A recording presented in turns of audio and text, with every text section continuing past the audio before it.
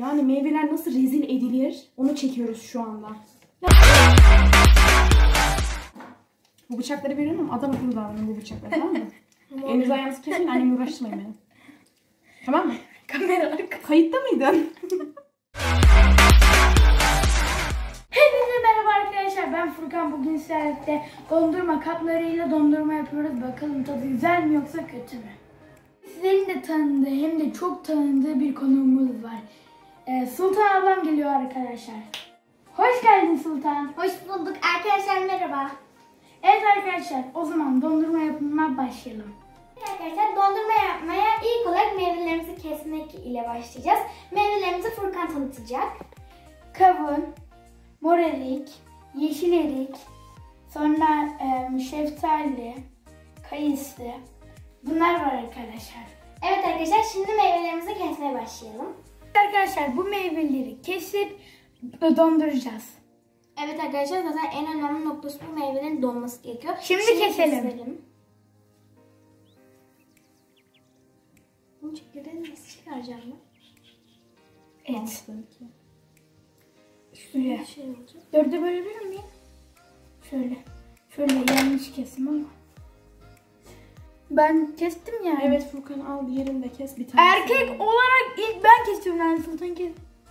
Erkekler de meyve kesebilir. Kestim. O zaman. Cinsiyetle alakası yoktur. Erkekler yemek yapabilir. Evet ama yani erkekler bu, yani ben ilk defa kestiğimi için yani. Erkekler şaşırabiliriz. Ben diyelim. Değil mi? Yani çocuk yani. Arkadaşlar, bu arada ailenizden izin alarak yapın eğer siz de yapacaksınız. Çünkü yanınızda bir büyüğünüz olsun arkadaşlar. evet, yani büyüğünüz yapsın bu işlemleri. Yani biz de bilmiyoruz ama biz çılgınlığı severiz arkadaşlar. Ben ikinciyi de böldüm. Ben bu işe başlayayım ya. Şimdi şeftali. Düğün gibi arkadaşlar. Böyle ortadan ikiye ayıracağız. Bunun kabuğu var mıydı? Daha sonra ortadaki çekirdeğini çıkaracağım arkadaşlar şimdi.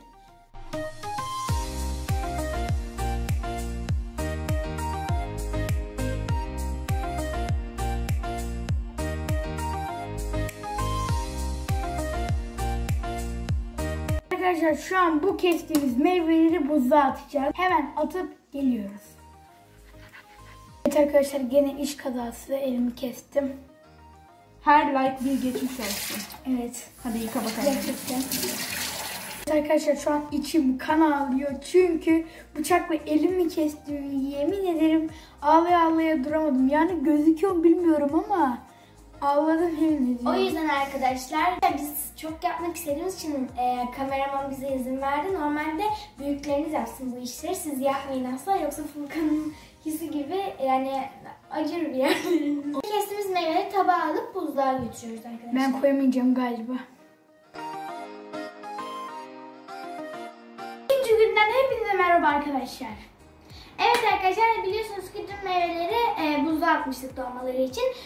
Normalde biraz beklemesi yeterliydi ama biz gece geç saatte doğurduğumuz için meyveleri blender'ı çalıştıramadık. Yani komşuları falan rahatsız etmemek için. O yüzden ikinci gününde çekiyoruz bu kısmı. Şimdi meyveleri buzluktan çıkaralım.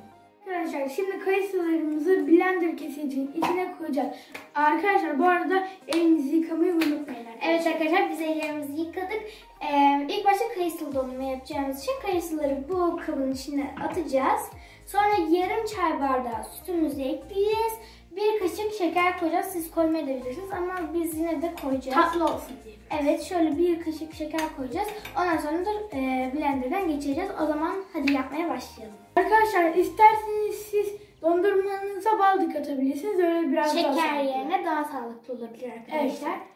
Evet, Furkan şimdi kayısıları bunun içine koyacak. Şöyle elimle alayım. Şöyle. Şimdi yarım çay bardağı koyacağız. Etrafına bence.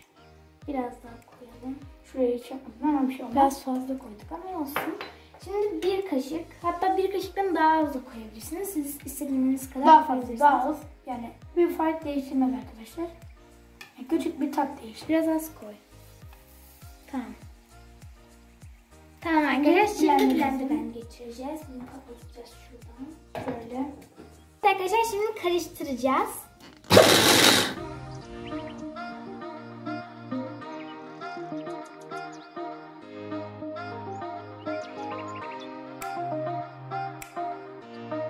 arkadaşlar gördüğünüz gibi kıvamı bu şekilde olacak. Bunların 2 tanesini koyacağız. 2 tane kayısı, 2 tane şeftali, 2 tane de kavunlu yapacağız. Arkadaşlar şimdi 2 tane dondurma kalıbımızı alıp içine kayısı dondurmalarımızı koyalım.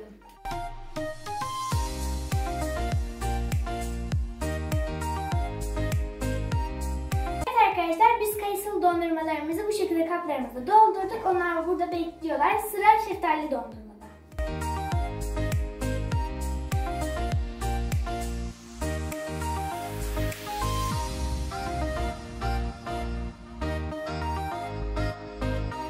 Karıştırıyoruz.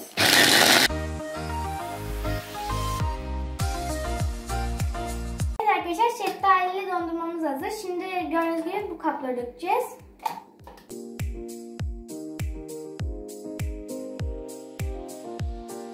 Evet arkadaşlar biz kavunlu dondurmamıza şeker yerine bal koyacağız deneme için. O zaman hadi şimdi koyalım ilk başta kavunlarını. Furkan bunun içine koyacak.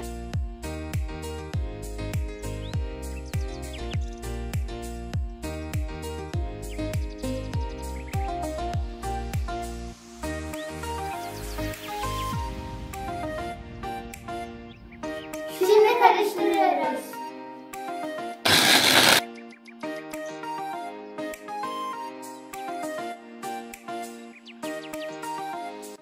Şimdi kavunlu dondurmalarımızı dondurma kaplarının içine dolduralım.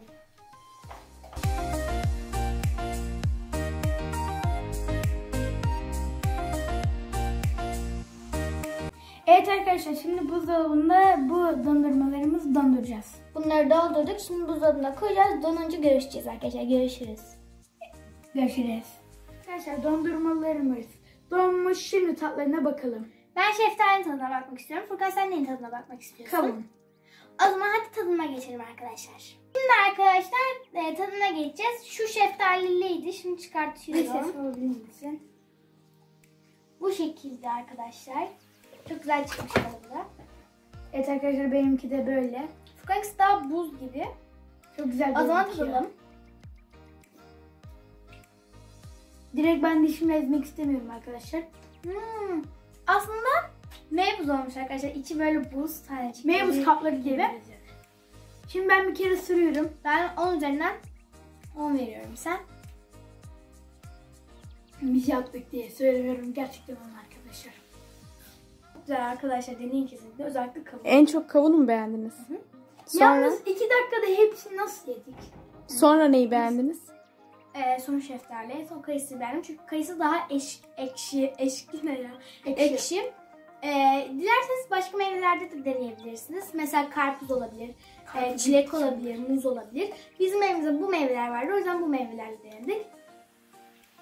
Yani değişik bir şey istiyorsanız arkadaşlar yorumları mesela sebzelerden de yapabiliriz. Video fikirlerinizi de aşağıdaki yorumlar kısmı açıksa yorumları bekliyoruz arkadaşlar. Videonun sonuna geldik. Kapanışı Furkan yapsın. Arkadaşlar kanalıma like ve abone olmayı unutmayın. Görüşürüz. Bay bay. Görüşürüz arkadaşlar.